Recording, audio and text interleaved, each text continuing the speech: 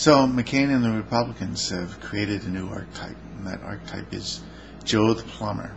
And Joe the Plumber symbolizes the paragon of virtue for the Republicans. Okay, why is the archetype Joe the Plumber the paragon of virtue? Well, Joe the Plumber is a small businessman trying to grow his business and create jobs, and that is the paragon of virtue for the Republicans.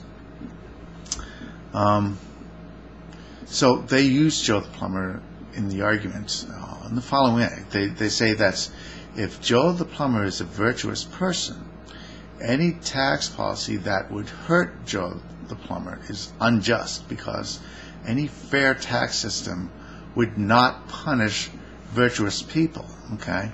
Well, there's a few things that need to be said about that.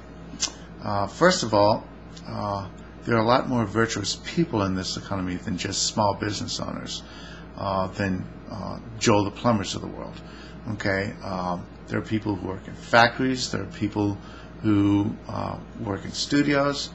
There's government. There's education. There's lots of people in this economy that make it work. Okay?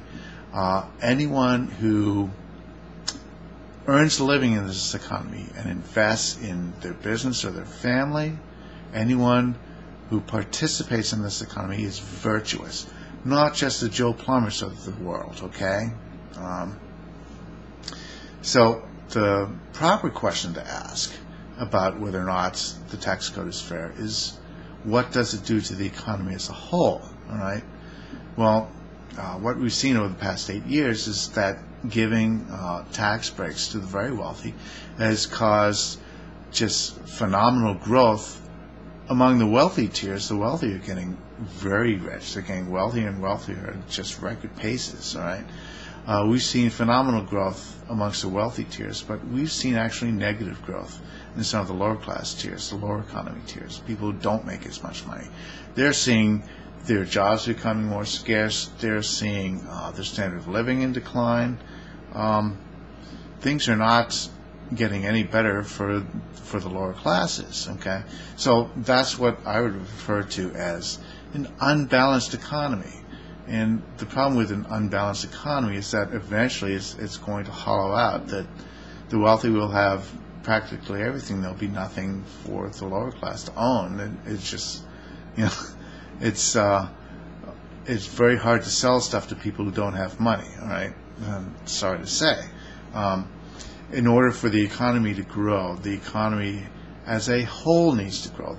Every tier, everyone needs to see economic growth in order for the economy to sustain growth. Otherwise, it's going to collapse. All right, and that's a big part of what we've seen. The housing bubble was caused by speculation, but the fact that we're entering a recession now is caused also by the fact that we've seen such slow growth amongst the lower income classes, and that the economy is unable to sustain the growth.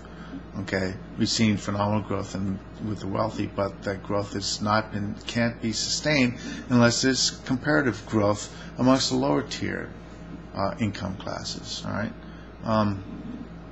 So what we want to do with the tax policy, we still want to have some sort of market mechanism for maintaining wages, for determining wages, although a minimum wage would be nice, and we think it's necessary.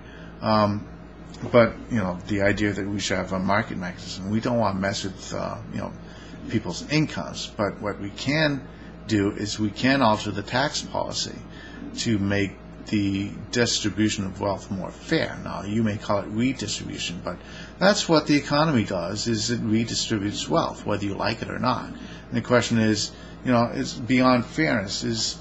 Is the distribution of wealth such that the economy can continue to grow in a sustainable fashion? And frankly, that's not what we've had over the past 8 years. What we've had is the wealthy receive all the growth, and the lower classes receive nothing, in fact negative growth. Okay, and that's why the economy is in such decline right now. That's why we're in massive debt. There's, we're in a lot of hot water because of the unbalanced growth we've had in the economy, plus all the things we've had to do to compensate for that.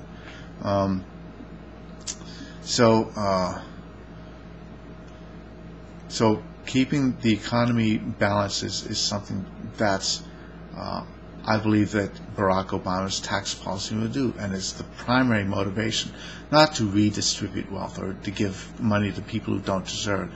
I think everyone in the economy who earns a living deserves it. If you're paying taxes, if you're earning enough money to pay taxes, you've earned it, okay?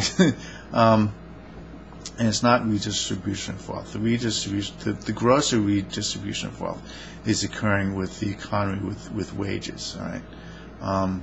The tax policy is the only lever really that we have available to us without interfering.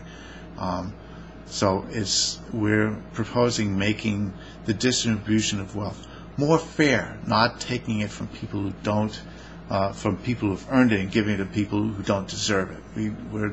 We're giving it to people who deserve it, who have not seen their wages increase over the past 8 years, who have not participated in the growth of the economy to any appreciable extent. All right.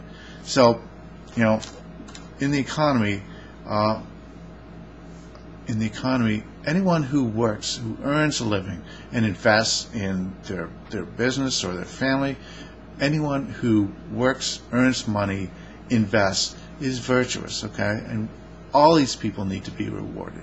That's the only way this economy is going to be able to grow. If people feel as though they're being shortchanged, they're not going to want to grow the economy. They're going to feel like they're not participating in it, that any work they put into it is going to be taken away from them by the wealthiest classes. You need to have balanced growth amongst all the classes. I'm not saying that we need to flatten income. That's ridiculous. But we do need to make sure that everyone participates in the growth of the economy, and that's not what we've had over the past 8 years. And that is what Barack's tax policies intends to achieve. It's not to take money away from people who are virtuous and give it to slackers. It's to make sure that the people who have been working hard in this economy at the lower tiers receive their share of growth. Okay, so that's all.